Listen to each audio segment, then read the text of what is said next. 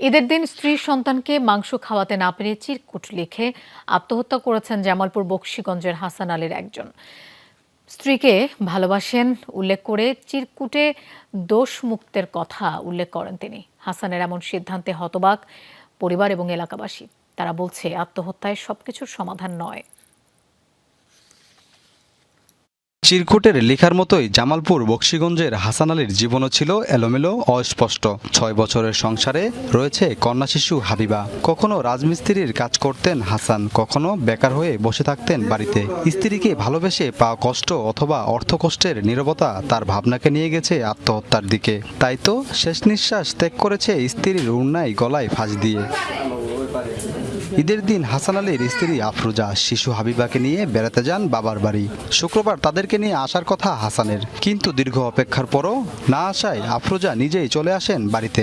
দেখেন দরজা বন্ধ, তার স্বামী মৃত অবস্থায় ঝুলে আছে ঘরের আড়ায়। চিঠি রেখে গেছে, কিন্তু ওই আমাকে খাওয়াইতে পারে নাই। আমাকে অনেক বেশি ভালোবাসে, ওই খাওয়াইতে পারে নাই, মানে ওর মনের বিবেক থেকে আর কি ওটা লেখছে। ওই দুটো কবুতর এনেছে, কবুতর দুটো ভুনা করছে, আমার সাথে ভাত খাবো।